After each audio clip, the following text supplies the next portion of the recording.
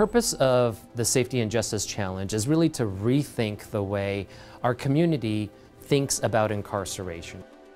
There are simply too many people in jail who don't belong in jail. I've been in and out of the system quite a few times. Think about what that costs everyone, that person's family. That person can't go to work, so they're not making money. They may lose their job, they may lose their housing, and all because they can't make bail. I kept telling myself, this is not what I want, this is not what I want. And though I was still living in it, I was stuck. I remember them opening the south door and my new roommate waking up and being angry because the door was being opened, wanting to know what was going on. When I was growing up, I had problems with mental health. To put it bluntly, I had suicidal tendencies, and because of a lot of things that happened to me when I was young. I think we hold more people in their jail than we need to, or detention center. And we need to look at better outcomes, meaning how do we get people through these systems much quicker. When you take somebody out of their home environment, out of employment, you're not doing this society any good, because that person is no longer a productive member of society if they're incarcerated. We have been doing criminal justice the same way for the last 25 years, and the outcomes haven't really changed, and the only thing that's been changing is the cost. We have to look at everything that's happening in our criminal justice system and just really get down to the nuts and bolts and see what's wrong.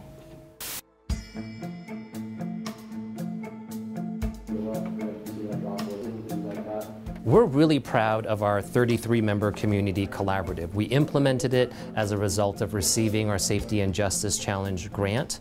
19 members are from the public, the rest are public agency representatives. So we were really deliberate to make sure that there are more community members in our stakeholder group than there are public agencies. And that was really to send a message that we believe in the value of community engagement. We support people who aren't always necessarily in government agencies working in the government, and we want to send a message that your comments, your experience really count in what we're doing in lowering our jail population. Okay, so you're saying that you want the person? There are many benefits to being part of the Safety and Justice Challenge, both tangible and intangible. On the tangible side, we are reducing our jail population. When we looked at the very beginning of this process at our pretrial detention population, we noticed that our population was higher than that in the country. And we needed to address that, and we needed to address it quickly, and we've done that. Our pretrial misdemeanor detention numbers have dropped almost in half. The purpose of punishment is to change behavior. So when we incarcerate somebody, the goal should be to change behavior. As the custodian of our jail, if you will, I don't need repeat business. It doesn't make any sense for the people of Pima County to continue to incarcerate the same people over and over again. So to use the jail as simply a vehicle of punishment is really losing the focus of what detention should be about. Detention should be a momentary thing that corrects the criminal behavior. And we can't do that simply by warehousing people. That doesn't make any sense in the long run. Judges are now able to make decisions that are based on evidence-based practices, where in the past perhaps they were making decisions that were based on historical, anecdotal information. Now they have statistics, they have information to show them, as best can be shown, that an individual is able and will appear for the next court hearing and will not be a danger to the community. I think what's really unique about our community collaborative is that we have formerly incarcerated individuals who are serving in our process. And their lived experience really helps us mold and better guide what we're doing to make sure that the strategies that we're working on are really having the impacts that we intend to have. I have been incarcerated in the Arizona Department of Corrections 3 times, and I cannot count how many times I've been in the Pima County Jail. I went in with an open mind, and we're all there for the same thing. When I was 15 years old, I was sentenced to first-degree murder.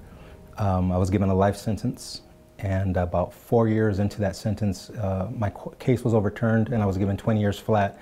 I did every minute of the 20 years. What actually got me started in all of this was the young man I knew got in trouble and had to go to the juvenile to see a diversion officer.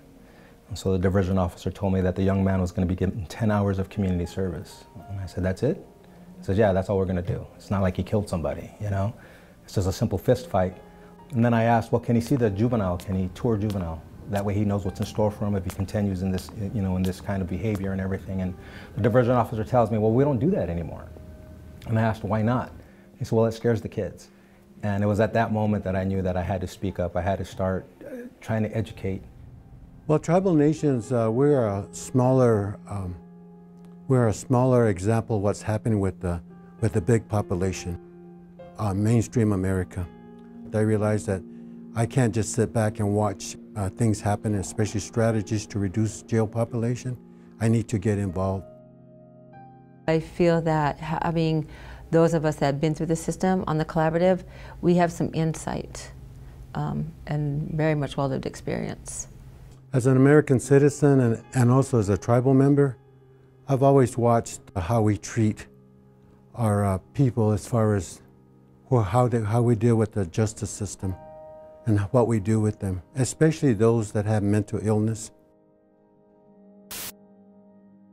One of our strategies has changed to a pre-arrest deflection effort. Looking at building housing for homeless individuals who have been in jail more than twice in 1 year, really looking at other ways that we can reform our system and to build upon the momentum that we have. With the resources we now have at our disposal, we're able to get these folks help on the front end of their cases, in some situations even resulting in the dismissal of the charges, so that they have help and that they're able to function and move forward with their lives and not perpetuate criminal behavior. I think it's part of the justice challenge that bringing a lot of the stakeholders together in the room that may have very divergent views on things only makes sense. We have very, very busy, important people as part of our collaborative, and yet they have taken the time to meet over and over again and to move this whole criminal justice reform movement forward.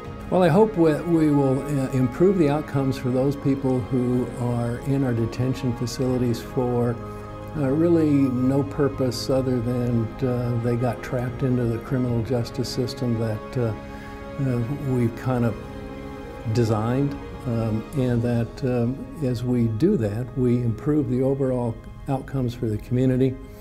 We drive fewer people into poverty, or we criminalize people who shouldn't be.